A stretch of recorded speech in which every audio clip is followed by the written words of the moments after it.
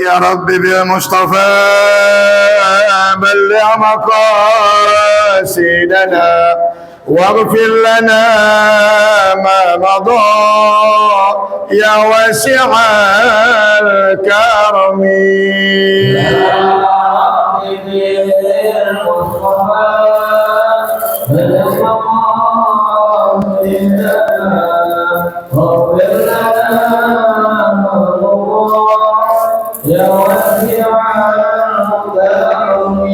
بسيد الخلق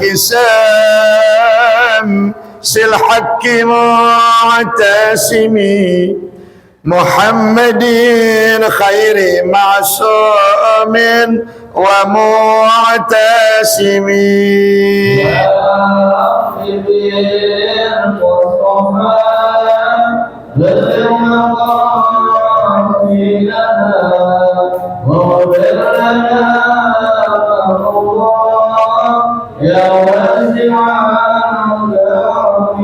له فرارة حبيب والله حجته ومستر الفضل والإرفان والكرم.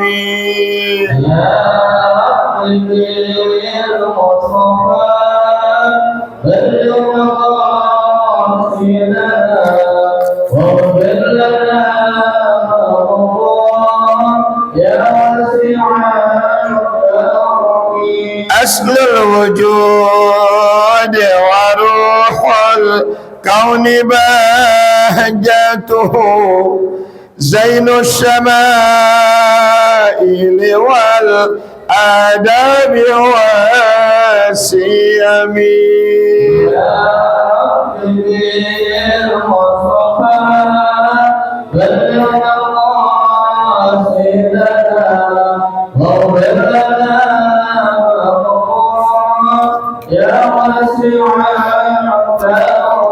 مطهر الأرض من رجس ومن دارني من عابدي وسن أو عابدي صنمي.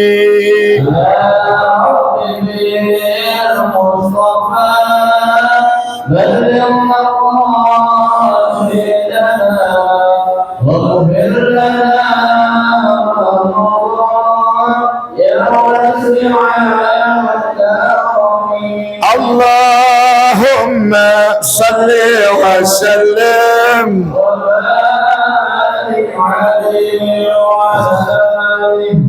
الفاتحة بالنية أن الله يفتح علينا فتوح العارفين والملوح والرسخ والصلاح الجسد والروح وتوبة نصوحة وعلى كل نية صالحة دافعة لكل شر جالبة لكل خير لنا ولوالدينا ولأحبابنا ولمعلمينا ولأستاذنا ولمن حق علينا أجمعين لجميع المسلمين والمسلمات والمؤمنين والمؤمنات الأحياء منهم والأموات خصوص الأرواح من بنى هذا المسجد ومن قام هذا المسجد الجامع لإمران المتقدمين والمتأخرين أن الله يغفر لهم ويرحمهم ويعلي درجاتهم في الجنة وأن يعيد علينا من بركاتهم وأسرارهم وأنوارهم وعلومهم ونفحاتهم في الدين والدنيا والآخرة وإلى حضرة النبي محمد صلى الله عليه وآله وسلم وعلى زوجاته وذريته وآل بيته أن الله يتغشاهم بالرحمة والمغفرة بسير الأسرار الفاتحة.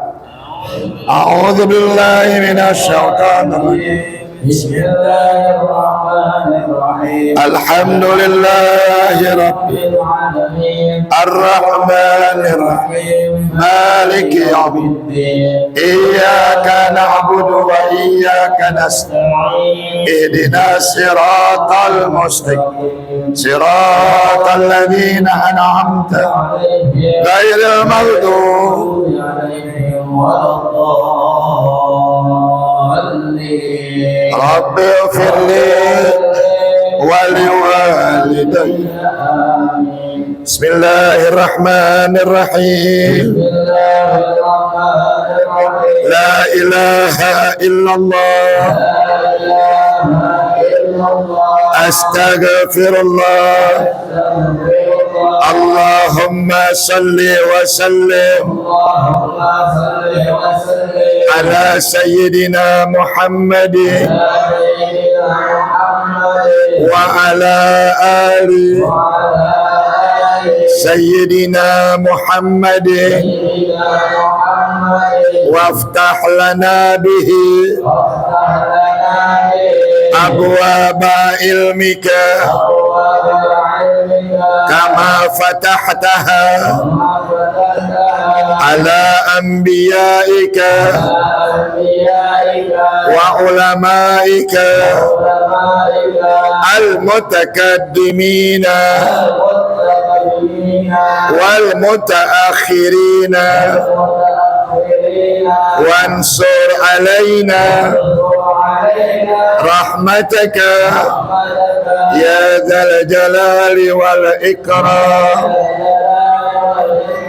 برحمتك يا أرحم الراحمين.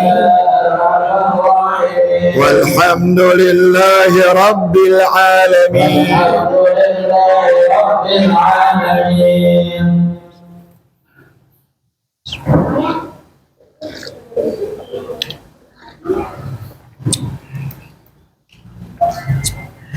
Bismillah walhamdulillah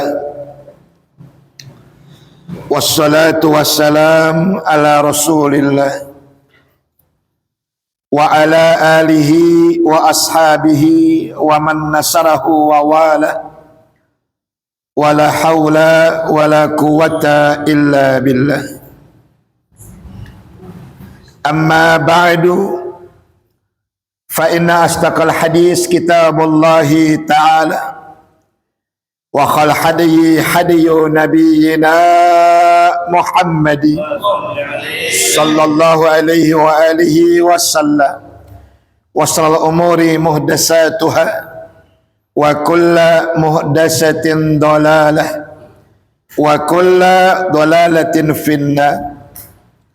As-sanadul muttasilu ilal imamil muallif rahimahullahu ta'ala wa adaman naf'a bihi wa bi ulumihi fid daraini amin. Qala. Mari sama kita panjatkan puja puji dan rasa syukur kita kepada Allah Subhanahu wa taala, sekaligus pula teriring selawat dan salam sama kita sanjungkan keharibaan Nabi kita Muhammad sallallahu alaihi wa alihi wasallam, yang semoga pula salawatullah wassalamu tercurah pula atas keluarganya, juga atas sahabatnya, dan mudah-mudahan di hari kiamat nanti kita semua yang hadir insyaAllah diakui sebagai umatnya. Kita berharap kelak di hari kiamat mendapatkan syafaatnya dan bersama beliau terbimbing untuk masuk ke dalam surganya Allah Subhanahu wa ta'ala. Amin ya rabbal alamin. Kajian kita masih tentang Al-Babur Rabi' fi adabis sohbati wal mu'asyarati ma'al khalqi subhanahu wa ta'ala wa ma'al khalqi, yakni bab yang ketujuh, al-babus sabi', masih pada menyatakan adab sopan santun di dalam bersahabat dan saling berkasih-kasihan sesama makhluknya Allah, dan juga berkasih-kasihan terhadap Allah Subhanahu wa ta'ala. sudah kita bahas sedikit pada malam Sabtu 2 minggu yang lalu. Kelanjutannya sebagai berikut.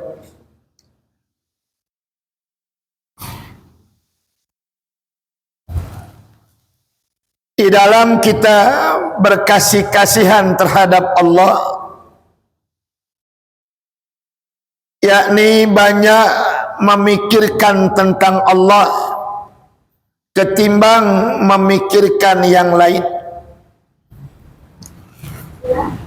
Dan hendaklah kau jadikan Allah Ta'ala, dan daripada memfikir akan segala pekerjaanmu dan pada segala ibadatmu, seolah-olah ia melihat akan dikau, supaya engkau jadi takut akan dia dan takzim akan dia. Maka inilah martabat yang disebut dengan ihsan, yang tersebut di dalam hadis Nabi kita Muhammad sallallahu alaihi wasallam.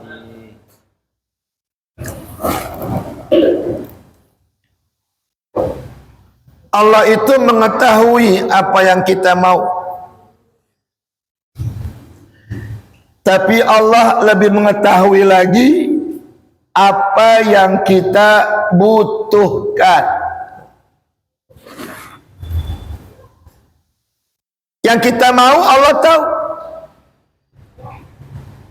tapi Allah lebih tahu lagi apa yang kita butuhkan. Jadi andaikan kita mintanya rezeki, tapi Allah kasih kita sehat, Allah tahu padahal yang dibutuhkan kita adalah sehat. Jangan beranggapan kita minta rezeki dikasih sehat, Allah tidak adil. Tidak. Allah mengetahui apa yang kita mau, tapi Allah lebih mengetahui lagi apa yang kita butuhkan. Paham nggak tuh? Ini tasawuf, ya. Allah tahu apa yang kita mau, tapi Allah lebih tahu apa yang kita butuhkan. Maka berbuatlah sesuai dengan apa yang kita butuhkan, bukan berbuat sesuai apa yang kita mau. Kalau kita berbuat sesuai dengan apa yang kita butuhkan, pasti Allah kasih jalan keluarnya. Tapi kalau kita minta apa yang kita mau, sedangkan Allah Maha tahu apa yang kita butuhkan, bisa jadi apa yang kita mau Allah nggak kasih. Dan rezeki itu nggak selamanya duit.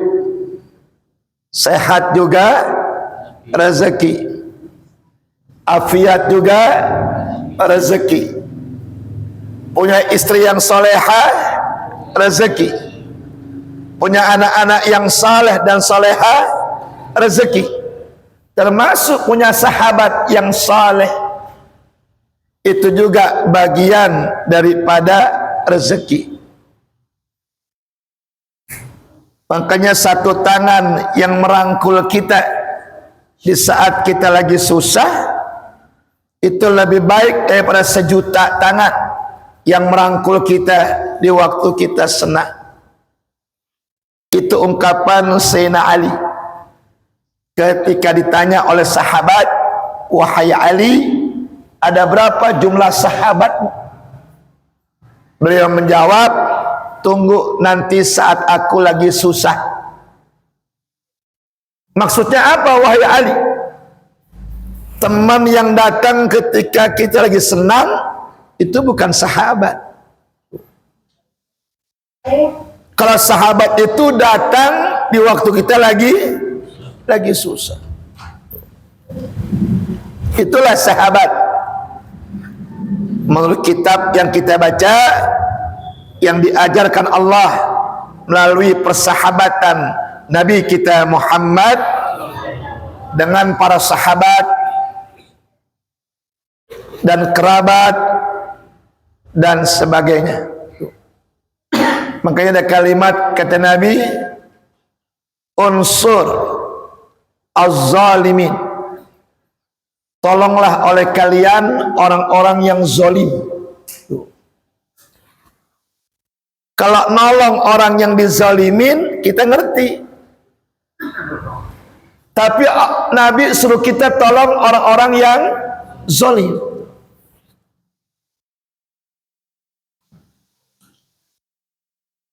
Pak Hendra menzalimi Ustadz Adi. Yang kita tolong siapa ya? Yang dizalimin. Nabi terbalik, tolongin orang yang berbuat zalim. Maka sahabat bertanya, ya Rasulullah, kalau nolong orang yang dizalimin kita paham, bagaimana caranya nolong orang-orang yang zalim? Yang pertama kata Nabi, cegah dia untuk tidak berbuat zalim. Kalau nggak bisa, jauhkan.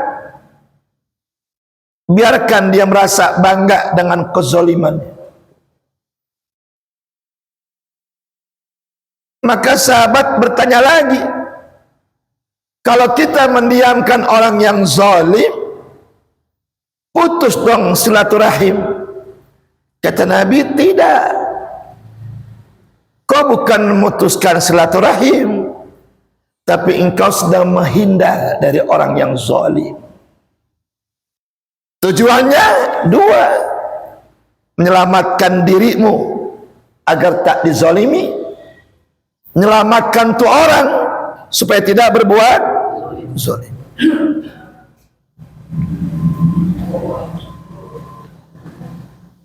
Jadi dalam berkasih-kasihan terhadap Allah, kita yakin Allah tahu apa yang kita mau, tapi Allah Maha tahu apa yang kita butuhkan. Maka berbuatlah sesuai kemampuan, jangan berbuat sesuai dengan kemauan. Itu bisa melakukan kezaliman. Makanya kata Nabi, tolong orang-orang yang melakukan kezaliman. Caranya cegah dia supaya tidak berbuat zalim atau menjauh daripadanya. Maka sahabat tanya, kalau menjauhinya kita putus silaturahim. Tidak. Kau bukan memutuskan silaturahim, tapi engkau sekedar menghindar agar dua-duanya selamat. Yang satu selamat dari kezaliman, yang satu selamat dari perbuatan zalim. Nah, itulah kenapa Nabi Adam ketika turun ke dunia, Rabbana zalamna anfusana fa illam taghfir lana wa tar lanakunanna minal khasirin. Sallu ala Nabi, sallu ala Muhammad. Yang kedua, cara kita berkasih-kasihan kepada Allah,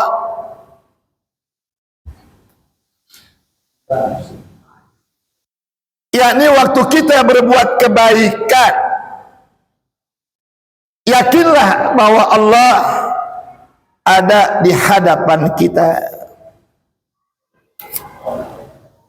Atau juga lagi berbuat kejahatan, yakinlah bahwa Allah juga lagi melihat kita. Apa kata Nabi? Anta abudallah ka'annaka tara fa illam takun tara fa innahu yaraka. Ketika berbuat baik ataupun berbuat enggak baik, yakinlah bahwa kita seakan-akan melihat Allah. Kalau kita enggak melihat Allah, yakinlah Allah lagi memperhatikan kita. Apa tujuannya? Agar dengan hal itu kita akan semakin takut dan takzim. Sholat jangan bercanda. Kok sholat bercanda? Innalillah. Lagi ngaji di bawah.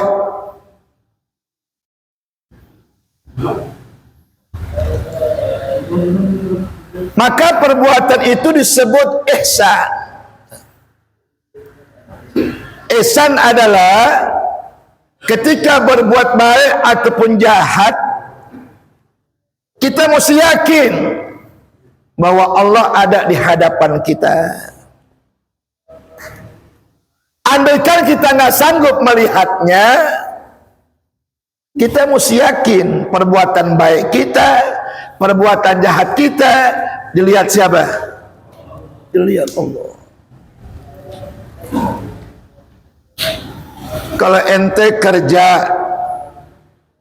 ada bos, kira-kira gimana itu? Rajin. Iya dah, semangat, rajin deh ya. Tuh, kenapa?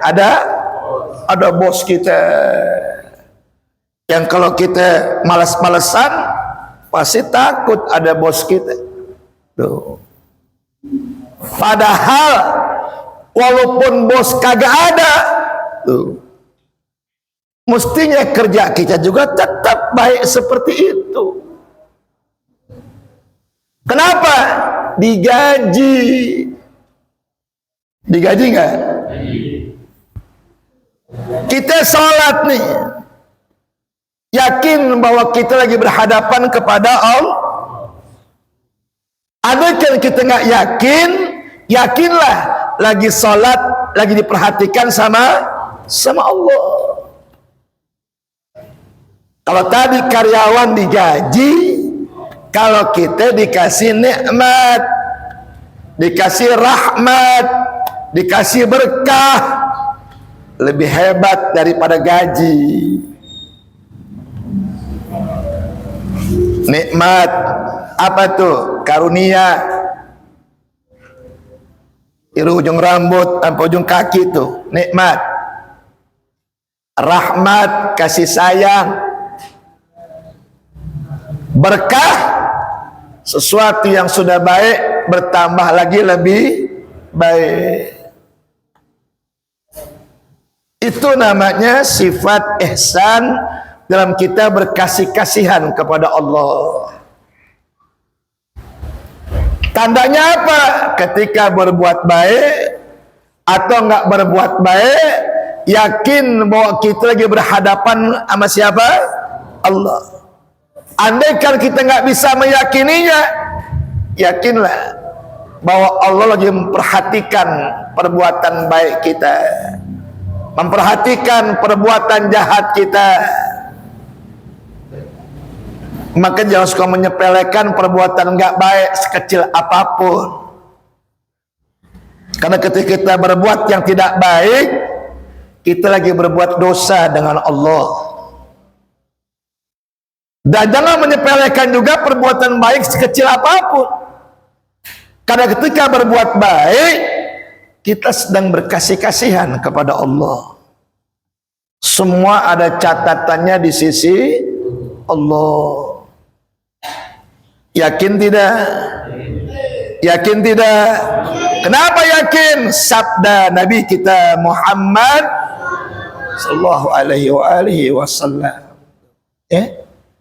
Makanya kalau orang mau berbuat jahat, maaf ya, kan ngendep-ngendep. Tahu ngendep-ngendep? Sembunyi-sembunyi.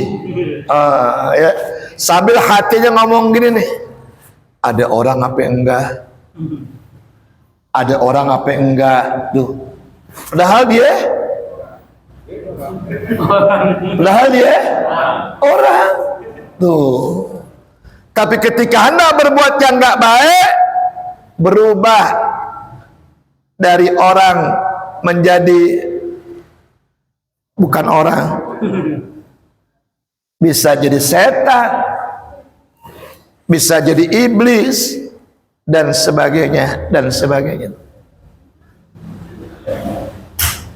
Makanya kalau sholat kita yakin lagi berhadapan sama Allah, mana berani kita sholat main-main. Kalau kita sholat yakin bahwa Allah memperhatikan sholat kita, mana berani kita sholat main-main. Itulah sifat ihsan dalam kitab tasawuf sebagai tanda seorang makhluk berkasih-kasihan terhadap Allah. Caranya kita berbuat baik ke, kita berbuat jahat ke, kita mesti yakin bahwa kita berhadapan sama siapa. Pun sebaliknya, kalau kita nggak ada keyakinan berhadapan dengan Allah, yakinlah bahwa semua perbuatan baik dan jahat kita diperhatikan oleh Allah, dan nanti ada hisabnya. Ada hisabnya, ada perhitungannya yang disebut dengan yaumul hisab. Yaumul hisab tuh. Kira-kira kalau ada orang mencuri, ada CCTV-nya, bisa nggak mengelak lagi? Ente mencuri kan demi Allah, demi Rasulullah, disetel CCTV-nya. Loh, ada nggak? Lagi bongkar tromol, ledak-leduk, ada nggak tuh? Bisa nggak dia mungkin lagi? Kita juga begitu nanti. Jadi apa yang ada di dunia ini contoh nanti buat di akhirat. Ya, emang bapak ngaji entah nggak bersaksi di hari kiamat? Bersaksi. Ngaji nggak bapak? Ngaji. Di mana? Masjid Ali Imran. Yang ngajar siapa? Ada Ustadz Zainuddin, ada Ustadz Ahmad, ada Ustadz Qurtubi, ada Ustadz apa yang subuh? Ustadz Haris Hambali. Tuh. Ya, apa kata Allah? Coba malaikat setel lagi tuh rekaman Ali Imran. Tuh, setel lagi, muka kita kelihatan. Tuh, yang tidur kelihatan, ya, yang nyender kelihatan, ya, yang melek juga kelihatan. Tapi karena ngaji tetap dapat pahala. Amin dong. Makanya kalau pengen dapat pahala gede, jangan tidur di rumah. Pengajian, tidur pengajian, hadir tidur, tetap dapat pahala gede. Tapi ketika ente ternyata bohong, nggak pernah ngaji, ya ada rekamannya. Ya, ada rekamannya. Disetel lagi. Ayatnya ada Ustadz, ada inna nahnu nuhyil mauta wa naktubu ma qaddamu wa atharahum wa kulla syai'in ahsaynahu fi imamim. Apa kata Allah? Sesungguhnya kamilah yang menghidupkan semua yang sudah mati. Apalagi wa naktubu ma qaddamu wa atharahum, kami catat, kami rekam perbuatan-perbuatan mereka selama hidup, bahkan bekas-bekas perbuatannya kami perlihatkan lagi, kata Allah.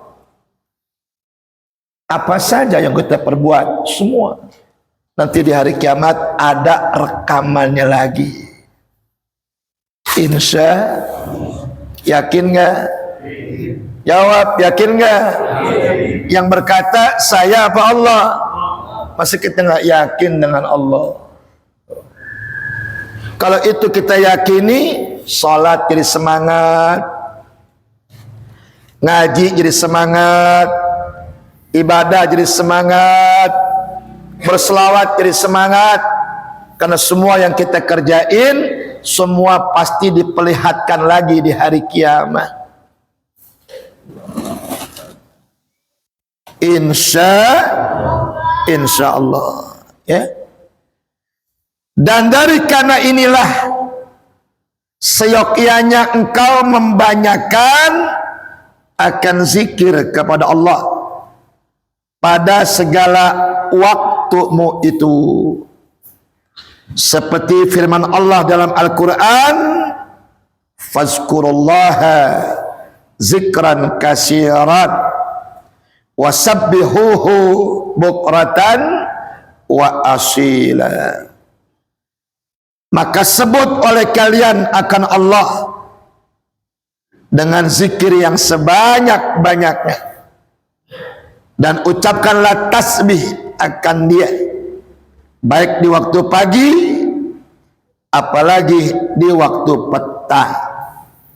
Karena membanyakan akan zikir itu melazimkan akan hadirnya hati untuk senantiasa ingat kepada Allah Ta'ala pada segalian pekerjaan kita dunia dan akhirat. Makanya zikir maghrib sama zikir subuh sama, berbeda dengan zikir zuhur, asar, isya. Kalau zikir maghrib agak panjang, banyak tambahan-tambahannya. Ada ayat kursi, ada kulillah umal malikal mulki tu'til mulkaman, banyak, sampai ada tahlilnya 100 kali khusus maghrib dan subuh yang disebut dengan bukratan wa asila. Ya, bukratan wa asila. Nanti bangun dari kubur ditanya malaikat, nanti yang jawab zikir-zikir kita. Kata zikir kita, kamu diam saja. Apapun pertanyaan malaikat, kita yang jawab. Oh, aman gak tuh? Aman udah. Kita diam aja dah. Tanya munkar nakir, man rabbuka? Yang jawab siapa?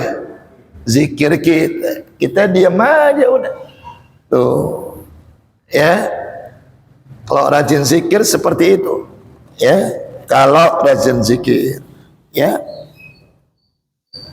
Dan inilah murad atau yang diinginkan yang dikatakan oleh Imamul Ghazali pada bab ini, yakni bab bersahabat, bersayang-sayang terhadap Allah dan berkasih-kasihan terhadap sesama manusia. Bahwasanya Allah Ta'ala itu sahabatmu, taulanmu, yang tak akan pernah bercerai akan dikau selama-lamanya. Karena arti bersahabat dengan Allah Ta'ala itu membanyakkan zikir kepada Allah dan melazimkan akan taat kepadanya dan menjauhkan daripada berbuat maksiat yang nyata-nyata dilarang oleh Allah Subhanahu wa Ta'ala, dan hadirkan hati bersama-sama dengan Allah Subhanahu wa Ta'ala. Bagi saat ini kita sudah berada di bulan-bulan yang dihormati Allah, yang disebut dalam Al-Quran, innal iddatas suhur indallahi isna asyara. Sesungguhnya bilangan bulan dalam Islam semua ada 12. Dari mulai bulan Muharram sampai bulan Zulhijjah. Fihinna arba'atu hurum. Di antara 12 bulan itu ada 4 bulan yang istimewa. Mana itu? Zulqaidah sekarang. Sebentar lagi Zulhijjah, lebaran haji. Selesai Muharram, berturut-turut tuh. Yang satu berpisah, namanya Rajab. Nah, di 4 bulan ini siapa yang berbuat baik, pahalanya dilipat gandakan. Tapi jangan lupa ada sebaliknya juga. Yang berbuat jahat, dosanya juga dilipat gandakan. Maka di bulan yang dimuliakan tadi ini, banyaklah berbuat baik. Ya, tinggalkan perbuatan yang tidak baik. Insyaallah kalau yang baik berlipat pahalanya, kalau yang jahat juga berlipat dosanya. Jangan berbuat zalim terhadap Allah, jangan berbuat zalim terhadap Rasulullah, jangan berbuat zalim terhadap orang lain pun, jangan berbuat zalim terhadap diri sendiri. Apa sih zalim?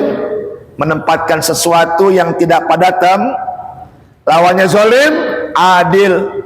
Menempatkan sesuatu pada tempatnya. Jangan berbuat zalim terhadap Allah. Apa itu? Meninggalkan perintahnya. Berbuat adil sama Allah, menegakkan perintahnya. Jangan berbuat zalim terhadap Rasulullah, kita meninggalkan sunnah. Adillah terhadap Rasulullah dengan tidak menjalankan yang makruhnya. Jangan zalim sama orang, berbuat adillah sama orang. Jangan zalim terhadap diri sendiri, maka berbuat adillah terhadap diri sendiri. Nah, salah satunya sebentar lagi mau korban. Sunnah bukan? Sunnah bukan? Sunnah. Tuh. Cinta nggak sama Nabi? Cinta.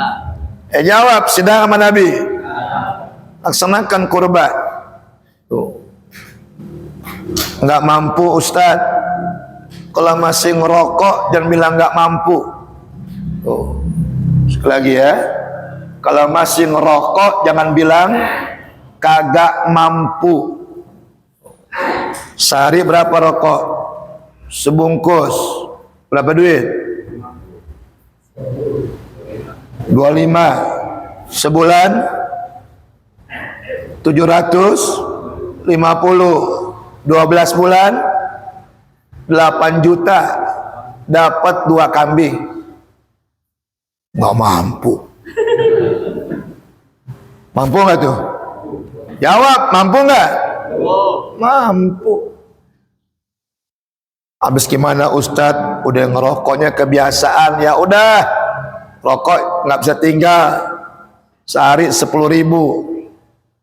sebulan 300, 12 bulan 3 juta 6. Dapat nggak 1 kambing? Dapat nggak? Dapat. Kalau yang wajib dirusak sama yang sunnah jadi haram. Contohnya nggak sembahyang subuh gara-gara tahajud.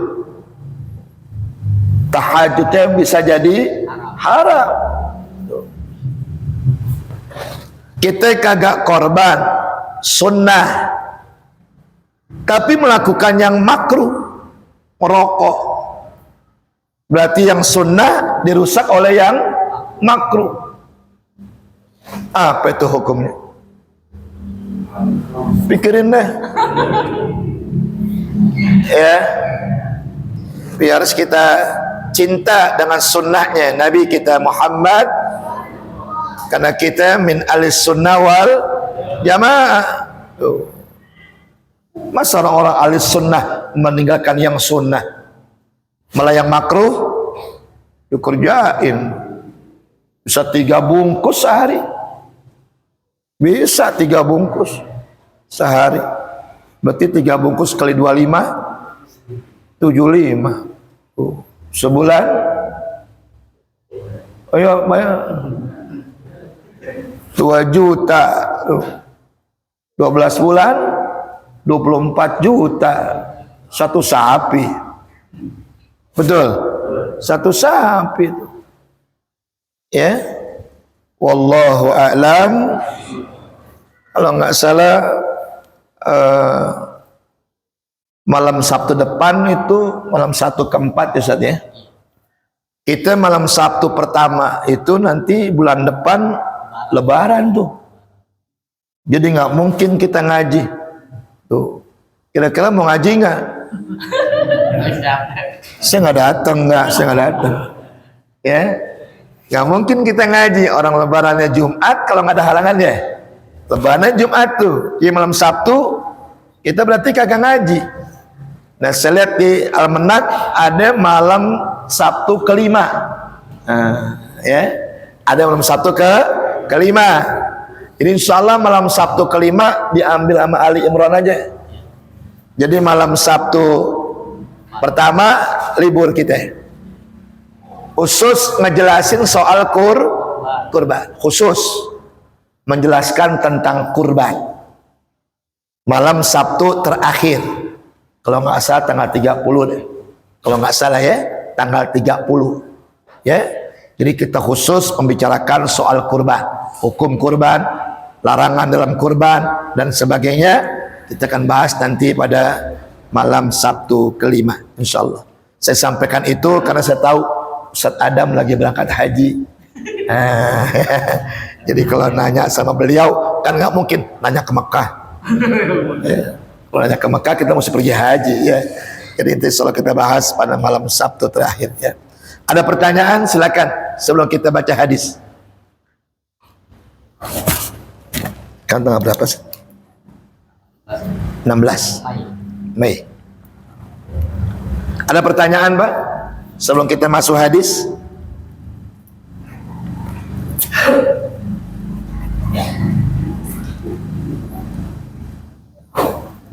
Nggak ada ya? Kalau nggak ada kita masuk hadis.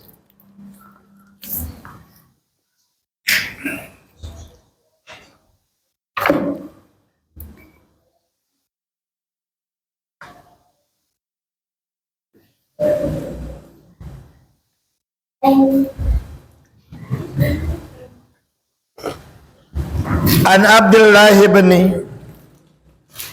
Amr radhiyallahu an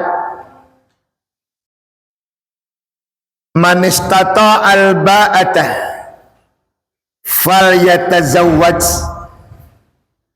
fa innahu aghaddu lil basar wa ahsanu lil farji wa man lam yastati' fa alaihi bisya fa innahu lahu wija'un.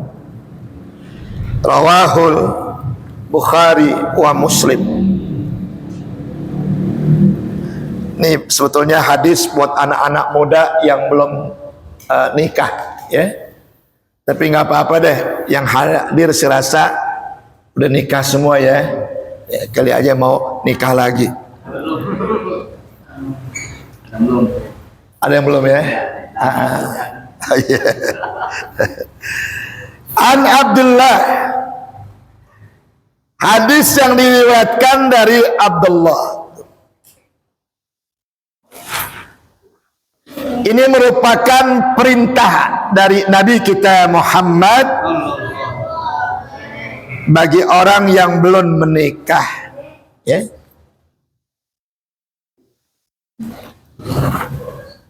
Man istata al-ba'ah, siapa orang yang sudah mampu menikah, falyatazawwaj, maka buruk-buruklah menikah. Jangan ditunda ya. Yang wajib nikahnya apa rame-ramenya? Rame-ramenya sunnah. Yang wajib nikahnya. Tuh. Ini orang kita kadang-kadang kalau nasihatin suka begitu tuh. Pak, Bu, anak udah pada deket tuh, udah demenan, udah jalan berdua, udah serumah berdua, nikahin deh Pak, ntar deh belum punya duit buat rame-rame. Tuh. Akhirnya rame deh tuh. Akhirnya rame. Yeah. Dan perempuan yang solehah adalah perempuan yang kalau dinikahin mas kawinnya paling murah. Paham kan nih? Yang belum nikah catat ya. Yang udah nikah jangan niat lagi. Perempuan yang soleha adalah perempuan yang jika dinikahi mas kawinnya paling murah. Ya. Ini kadang-kadang orang kita matre tuh. Tuh matre nggak? Apa itu matre? Mata duitan gitu. Ya, lo kalau mau nikah sama anak gue, mas kawinnya mesti sekian, bawaannya mesti sekian, tuh mundur deh tuh orang, nggak jadi itu nikahin anak gitu, ya. Akhirnya nggak ada orang yang mau nikah sama dia, tuh sampai umur 50 nggak ada yang ngelamar, jadi perawan, iya deh tua deh, ya. Yeah. Dalam kata Nabi, perempuan yang salihah adalah perempuan yang kalau dinikahin mas kawinnya termurah, bukan yang mahal. Nah, orang kita bergengsi-gengsi kadang-kadang, itu yang jadi masalah, sampai minjem sono sini. Pantesan habis walimah panggung nggak dibuka-buka. Iya, gue tahu belum dibayar. Tukang ikan bolak-balik, tukang rias bolak-balik. Ya. Kenapa seperti itu pernikahan dalam Islam? Supaya satu, fa innahu agaddu lil basar. Dengan pernikahan itu bisa menjaga pandangan, bisa menjaga penglihatan, agar tunduk hanya memandang istrinya saja. Ingat sabda Nabi nih, ya, man khatama ainahu bil harami, siapa orang yang selama hidupnya matanya selalu dipenuhi dengan memandang yang haram, khatamallahu ainahu bin nari yaumal qiyamah. Nanti dari kiamat mata tu orang akan dipenuhi Allah dengan api neraka jahanam. Ya. Duduk depan masjid, yang lewat macam-macam nggak? Celananya pendek, duduknya begitu lagi miring. Kita depan masjid lah gitu. Kita lihat tuh, tadi hari kiamat mata kita penuh sama api neraka jahanam. Dengan menikah, jadi kita fokus sama istri kita. Ya. Maka saya bilang, Pak, pernikahan itu modalnya mahabbah, rasa cinta. Dan cinta itu tidak rasional, nggak masuk di akal. Di kampungnya banyak perempuan cakep-cakep, dapatnya di Tomang. Di Tomang juga banyak laki-laki ganteng, dapatnya di Kartini. Nggak rasional tuh cinta. Sekarang semua tanya, diludahin orang marah nggak? Marah nggak? Tapi kalau udah cinta, tempat ludahnya dicari.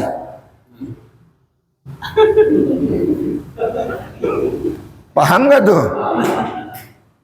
Jangan diem aja. Paham ya? Tuh, dikencingin orang marah nggak? Dikencingin, marah. Tuh, karena cinta, tempat kencingnya dicari.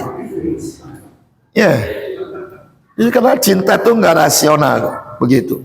Tapi itulah Allah kasih, ya, karunia kita berupa cinta. Tuh. Ya, kan ada lagunya ya, perasaan insan itu sama, ingin nyinta dan dicinta, bukan ciptaan manusia. tapi takdir yang kuasa. Oh, kama qala Mas Habi. Tahu ya Mas Habi ya? Lagunya dia tuh tahun 50-an. Tahun jebot dia. Kemudian wa ahsanul farji, dengan nikah itu bisa mencegah farji kita, kemaluan kita dari perbuatan yang hina, dari perbuatan yang keji. Makanya kata Nabi, kalau engkau keluar rumah, lihat perempuan cakep, pengen sama dia, pulang ke rumah. Kenapa demikian? Kenikmatan yang ada pada perempuan itu ada pada istrimu. Yakin gak nih? Kenikmatan yang ada pada perempuan itu ada pada istri kita. Bedanya kalau kita sampai jadi sama dia, namanya zina. Tapi kalau kita jadi sama istri kita, namanya ibadah. Tuh. Perempuan juga begitu, sama, keluar rumah lihat laki-laki maco. Tuh maco nggak tuh? Ganteng, tampan, pengen sama dia, pulang. Kenikmatan yang ada sama laki-laki itu ada pada suaminya. Tuh. Nabi yang bilang ya, masa Nabi bohong? Nabi yang bilang, ya tanya deh sama yang bininya dua, apa sih beda rasanya? Sama ya? Dia ngautin tuh, sama.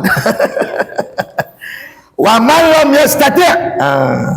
Tapi bagi siapa yang nggak mampu menikah, ya mungkin keadaan ya, karena keadaan dan sebagainya, fa alaihi bisawm. Cobalah dengan berpuasa, ya. Fa innahu lahu wija, maka puasa itu bisa menjadi tameng untuk mengendalikan hawa nafsu. Nafsu nggak bisa dihilangin, Pak, nggak bisa, ya. Yang kagak ada nafsunya malaikat, malaikat kagak ada nafsunya, tuh, ya. Kalau kita paling banyak nafsunya. Tuh. Makanya manusia jadi malaikat bisa, jadi setan juga bisa. Manusia. Tuh. Ya. Jadi nafsu nggak bisa dihilangin. Minimal dikendaliin. Caranya bisaum, dengan melaksanakan ibadah puasa. Tuh. Ya, anak-anak muda yang belum mau menikah, supaya tidak berbuat hal-hal yang nggak baik, perbanyaklah melakukan puasa. Itu bisa menjadi tameng kita supaya hawa nafsu terkendali, supaya hawa nafsu tidak liar. Wallahu a'lam bishawab. Ya, mudah-mudahan manfaat ya. Kita ketemu lagi 2 minggu yang akan datang dengan kajian kita khusus. Kita akan bicarakan soal kurban, ya. Mari sama-sama kita baca Ummul Quran, suratul Fatihah. Kita doakan sebagian jamaah kita yang sedang melaksanakan ibadah haji, semoga Allah berikan sehat walafiat, diberikan kemudahan ibadatnya, keselamatan kembali ke tanah airnya. Doakan biar dapat haji yang mabrur, hajah yang mabrurah. Dan kita yang mendoakan mudah-mudahan dikasih rezeki oleh Allah, juga bisa berangkat ke tanah suci Mekah dan juga Madinah. Ala hazihin niyah wa ala kulli niyatin salihah wa ila hadratin Nabi. Al-Fatihah. Bismillahirrahmanirrahim. Ar-Rahmanirrahim. Maliki yaumiddin. Iyyaka na'budu wa iyyaka nasta'in. Ikuti. Bismillahirrahmanirrahim.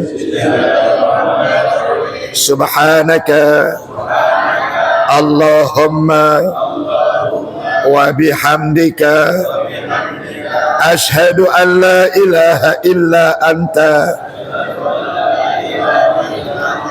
astaghfiruka wa atubu ilaik birahmatika ya arhamar rahimin. Walhamdulillahi rabbil alamin. Sekian dari saya, mohon maaf. Assalamualaikum warahmatullahi wabarakatuh.